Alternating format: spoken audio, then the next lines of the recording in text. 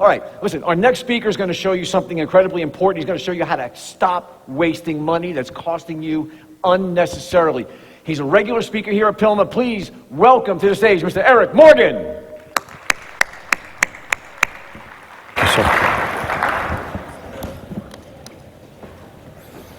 All right, good afternoon. I'm Eric Morgan. I run Roux Advertising. A couple of y'all have seen me speak before. We're based in New Orleans. We're a full-service ad agency.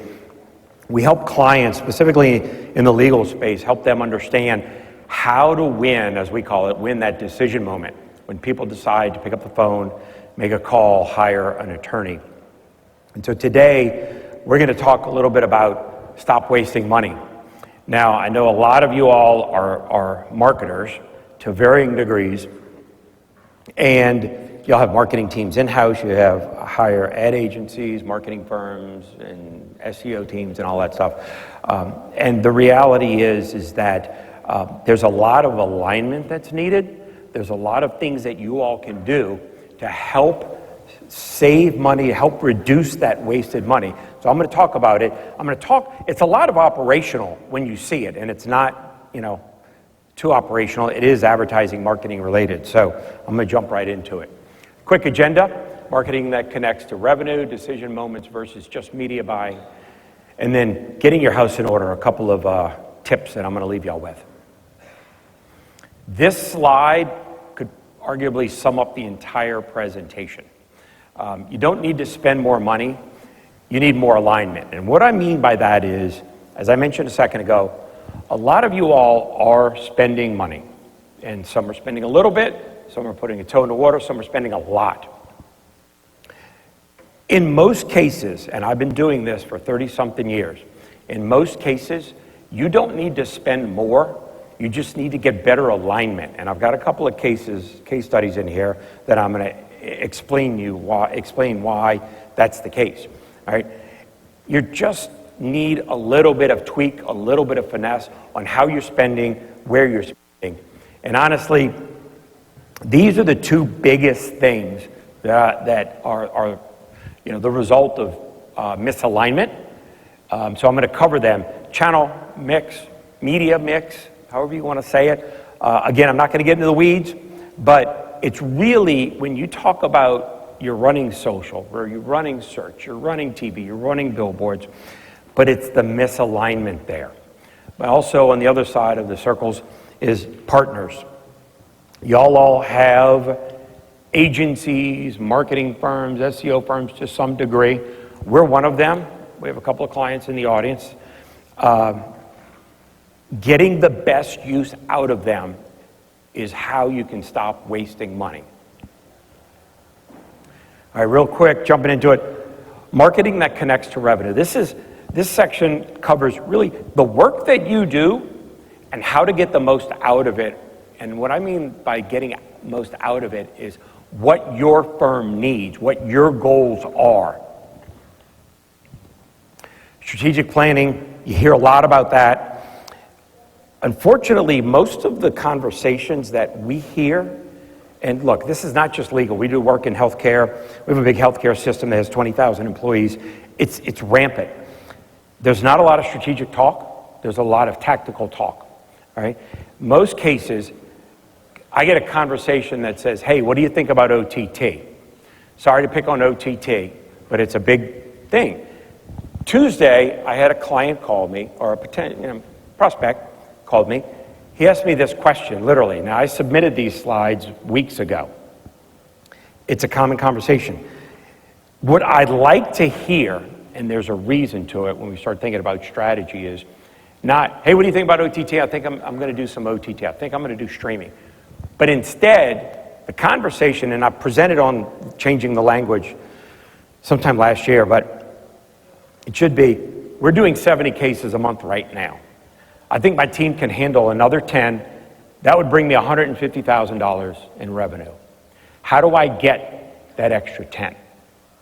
Because from a strategy standpoint, I start thinking, what is it about those 70 that make those interesting for you? What is it about those 70 that made those people call you? Right?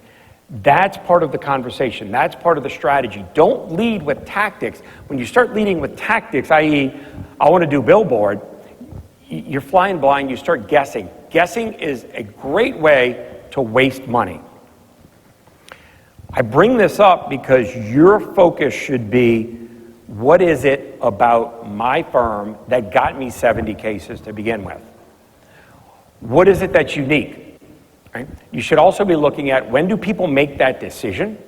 Why did they make that decision? Because, quite frankly, there's dozens and dozens of competitors, and y'all know it more than me, how many competitors there are in your market, that they could have picked up the phone and called, but instead they called you. So I want to know, I want the language to be, what is it about us that they called us first? Okay? Because that's how you stop wasting money, first and foremost. Understanding what it is that brings value. And then you can also start talking in those conversations. Great. We know why they called us, what they called us for, why did they choose us, when do they make those decisions. Then you can start talking about tactics. I bring this up because there's an enormous amount of stakeholders at play. And I could have had a dozen circles here, but I only threw 3 for simplicity. You're doing marketing. Great. You got inbound. Your phone's ringing. You got forms. You got emails. All right, you're getting referrals. Referrals from your current clients, your past clients, referrals from your colleagues. All right. Friends and family, we know that one. It could have had sponsorships, community organizations, boards you sit on, all these things. You have to understand who they are in order to be able to connect with them and run a campaign successfully so you do not waste money. If you're the firm that's out there saying, we fight for you, we're aggressive, we won't back down.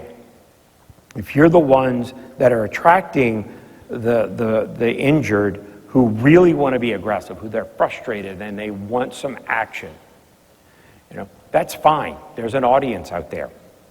But you are also alienating the people that might want empathy, that want a shoulder, that want to be cared, that want to be listened to. That's a good audience too. But if you're jumping to conclusions and you're saying, I'm going to run this tactic or that tactic, you're wasting money because you might not be talking to the right audience. So you have to have alignment there to make sure who you're talking to is who's driving the revenue of your business and who you want as a client. Unifying data, a unified data system. Data is everywhere, it's overwhelming, and it comes in an enormous amount of forms, and that's the problem, right? What you have to figure out is a way to get everything under one roof, meaning you have all of this mixed bag of data, but it needs to be filtered so that way you can read it in a comprehensive way. And what I mean is, again, y'all have multiple agencies, multiple marketing teams, and that's great. That's common, not just for legal, CPG, consumer packaged goods, retail, auto, tech, finance. They all have, an SEO team, a search team, a traditional, an offline, an online, social, whatever. It's extremely common. It, though, does create problems, okay? And the problems lead to wasting money. Meaning, you have one group that's buying broadcast, one group that's buying streaming. They're not talking to each other. They're working in silos, okay? The issues that comes up is decisions happen within those silos. Now, they're doing what they're supposed to be doing. And look, I'm one of those, okay? It's easy to fall into the silo, right? We have to fight that.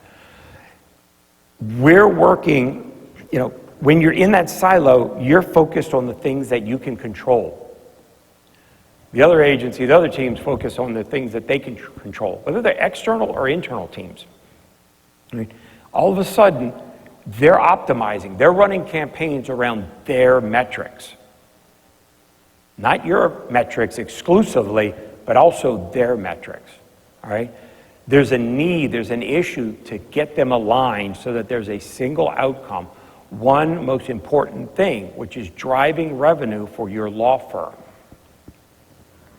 What you're trying to do is get a one source of truth type system. whether that's dashboards, whether that's reporting, so that everything you do falls into one report. How many people get multiple reports from different teams every month? It's incredibly common. I see a couple of hands. It's common, all right? And I'm not saying it's wrong, but at some point, all of that needs to come together so that you have one unified system, one source of truth that tells you all the work we're doing, how that's impacting leads, how that's impacting cases, and ultimately, and most importantly, how that's impacting revenue. That is the underlying story. Without it, you are sort of flying blind, and I promise you there are things that you can do to help clean up a little bit that helps save money and eliminates the waste. When you don't have that unified data system, you're lacking a level of accountability, right? And what I mean, back to those two teams, all right? Have somebody in your firm oversee those two teams, because what happens is, internally, y'all are having meetings. Great, got to do it. But sometimes that information doesn't make it to even your other internal teams. Management, director of marketing, partners, talking about what the caseload looks like, what the goals look like, what those 70 cases a month look like. Sometimes that doesn't even make it to the internal team, the marketing team, the people that are sitting down making the things actually happen. It more than likely doesn't happen to the external teams. Have somebody that oversees all of this and owns all of this. The idea is you got one owner, oversees the plan and execution, it focuses alignment, it focuses performance and delivery, it celebrates the wins, but it also deals with the shortcomings, i.e. where you're losing money, where you're wasting money. Quick case study, all right? This wasn't even a client, this was a phone call I had. Couple of partners, couple of vendors doing a bunch of different things. They've been running a bunch of activity for marketing for quite a while.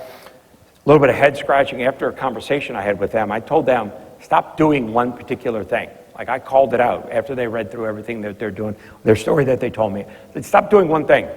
This is the one thing I want you to do because it does not fit what you're trying to accomplish. Okay? They stopped doing it. Zero negative impact. Zero impact. They save thousands of dollars a month. Their budget just got freed up. Their cost per case went down. Simple. It is not hard at all. I promise you, most people are doing, not just in the legal market, in the legal world, but every world, most people are doing something that's really not working or not helping. Decision moments versus just buying media. What I mean by this is that the decision moment, the moment somebody gets hurt or decides to make a phone call, is more important than impressions, more important than reach and frequency. Okay? This is probably the most important conversation y'all should have in your firm. If someone needs a PI attorney right now, does your firm come to mind first? Raise your hand if you say yes with confidence, that your firm comes first. I see one or two, great. If you don't, fine. Just seems that you have got a little bit of work to do. And it's unfortunately, sorry, but it's a never-ending job. All right? I'm not going to go into detail. You know the story. Phoenix has 4 people that spend an average of $5 million a year on TV alone. All right? I don't want to go into the numbers, but I want to go into the reality is that you cannot outspend them, but you can be a little bit more distinctive. All right? You can stand out. Because when I talk about the decision moment, I talk about this. Legal marketing is a memory game. It is a recall game. It is your job as marketers to be present, to have consistency, and be distinctive when that decision matters. Okay? So you have to build memory, because at a point of injury, you want to capture that intent. You want to be part of that consideration set. You want to be the one that they want to call, so that way you win that decision. You win that moment. Okay? You've got to give them something to care about. You got to give them something that they can latch onto that says, this is the right firm for me. This is why I want to be with that firm. Retail, advertising, you've all heard it, top of mind awareness. It's this, okay? Yelling and screaming with $5 million a year on television in Phoenix, and apologies if that's one of you all, is one way, and it's not even a guaranteed successful way, okay? But one way is be distinctive, okay? There are brands out there that don't spend a lot of money, but you still gravitate towards them. That's what you want to be. Okay? Case study around that, right? Client of ours, been around for a while. We came in, we looked at their audience they were talking to, we looked at their market, looked at their landscape. We realigned who we were talking to, we picked the most motivated audiences, and we worked on their media buys. We did not spend any more money. Granted, this is one of our better case studies, but this is the case study, okay? They grew rapidly, okay? We spent $0 more, but a better strategy, and this is what alignment does, all right? It's simple, all right? Real quick, get your house in order. A couple of wins and fixes for you all to roll out. Proper tracking. I'm sure everybody is tracking everything. Everybody's measuring everything, and that's really important. Make sure you're tracking it, but also make sure you have a unified report. It's very hard to see everything if you've got your SEO report, your search report, your TV report, your whatever report, your social report. Okay? You've got to get everything together. You've got to make sure you have this complete view and that it's all being reported down to what matters most for your firm, not their ad metrics. I'm an ad guy. We do use ad metrics, okay? But we want to talk about what's most important for the clients. You all want to talk about what's most important, revenue, all right? Ask the outcome question. Great, I'm running these things. This is what my report says. How many cases did it bring me? Did it get me from 70 to 80? What's the value of those cases? Is it the kind of cases that I really want? Is it the kind of cases that I love doing? Is it the kind of cases that I can own and it helps me become more distinctive in the market? All right, system fixes. We talked about partner coordination. It's great to have multiple partners. It's common in this world. In the late 80s, early 90s, in the ad agency world, Madison Ave and all that, that's when you started having break-offs, okay? It wasn't a full-service agency, but you started having these separate shops. Then, obviously, internet came, and then, even more separate shops. Perfectly fine. Somebody's got to orchestrate them, okay? Somebody's got to lead them, all right? If you have a marketing manager, great, all right? That person needs to own it. Keep them informed, keep them out of their silos. They need to be in their silos for certain parts, but they need to be outside of their silos when they're accountable to you all. Strive for full attribution. Those are those three circles where it's a brain game, it's a memory game, okay? That point of injury, you need to be there. You need to own that decision. You need to give them something that they can latch on to so that way you can win their vote, win their decision. Design your outcome metrics. That's at 70 firms. 70 cases. Why do you get out of bed in the morning? What is it about those 70 cases that make you excited? Is there an ability to weed through 70 cases and go, this is me, this is why I'm distinctive, because I approach these cases a particular way. I like certain kind of cases. I like, catastrophic injury cases that require medical explanations, right? What is it about those 70 cases, right? And are you setting that goal for your entire team to say, I want 10 more like them? Not, I want outdoor. That's not a goal. That's not strategy, okay? And at the end of the day, I'm buying outdoor. At the end of the day, I'm buying OTT, all right? But that's not the way to have the language. And then finally, Sharpen your position. If your entire firm does not know what you stand for, why you're different, why you're unique, why you're not like the firm down the street, I promise you, your market does not know it. You've got to go through some sort of a process to understand who you are, what you stand for, because if you get that right, a couple of things happen, and if you've heard me speak before, this is kind of old news. If you get it right on who you are, what you stand for, all right, clarity kicks in, overdrive, all right? Meaning, content unfolds magically, and I am not kidding, all right? When you start talking about who you are, what you stand for, why you exist, what puts a smile on your face, what puts a smile on your client's face, all right? Your audience exists. What you're going to say to them exists. What media channels you're going to use.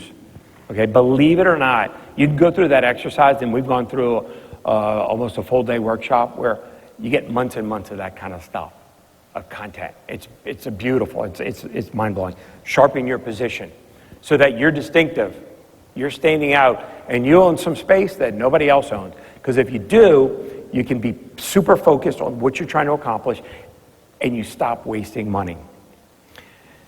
Quick exercise, when you go home, Tuesday, pull 6 months of data. Ask yourselves, can you answer these questions? All right?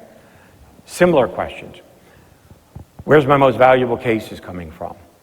What's the lead? What creative is working best? All right? Am I being different in the market? Am I standing out? Is my creative actually being true to who I am, or I could be or should be? Right? And then where are we wasting money? That's your homework. All right? And if you can do it successfully, great. I promise you, you will start eliminating the waste. If you can't, fine. There's a level of complexity here, not to mention you already have a lot on your plate. All right? Assign it to somebody. I mentioned y'all all have partners, y'all have vendors, you know, we're all out there. Make one of them do this for you. Put one of them in charge. But it's an exercise that's super, super important. Test yourself. I talked to somebody today, and we had a conversation months ago about this kind of stuff, and they were like, oh my God, the things that we're reporting on, the things that we're digging into has been a game changer in terms of their clarity. Things are just starting to fall into place. So take this exercise, take this test. Final thoughts. You're probably spending enough. I promise you, I've seen it an enormous amount of times. It's not spend more money, spend it a little bit differently, cut some waste. If you just cut waste, your cost per case goes down. It's math. It's not hard. Cut one thing that's not actually pulling its weight, your cost per case just went down, you put money in your pocket. Yeah, you get yourself a nice bonus. Are you running things in the right places? Do you own that decision moment when people are going to make that call? And do you have the proof to quantitatively say, this works, this doesn't? And then you got to have the guts to cut it. It's hard. It really is hard. Hopefully, partners, your marketing teams and so forth have it, because it's scary. You know, I get it. Shameless plugs. We go through this, a lot of these exercises, and look, again, 33 years as a media buyer, okay? I buy media at the end of the day, but we do this because we know we can trim some of the fat. We can eliminate some of the waste. Because media should pay you back, and that's a promise that we try and work towards, all right? We do everything. Half of our conversations with our clients are not about reach and frequency and impressions, but about strategy, about why are we doing something, who's the client, what kind of quality cases are we getting. We feel like we can do it well because of industry instincts, our ability to read trends and see how things and market dynamics are influencing consumers, influencing their behaviors and decisions, but also the fact that we look at those 70 cases and we go, 70 cases are the goal, we need 10 more, we want to replicate those 70. That's the outcome for $150,000 revenue. We build media campaigns around that. And then we're a believer, our philosophy is that media campaigns should be a revenue driver, not an expense you have to justify. Win the mind, own your market. Thank you very much. I have a few minutes for questions if anybody has any questions, but I appreciate your time.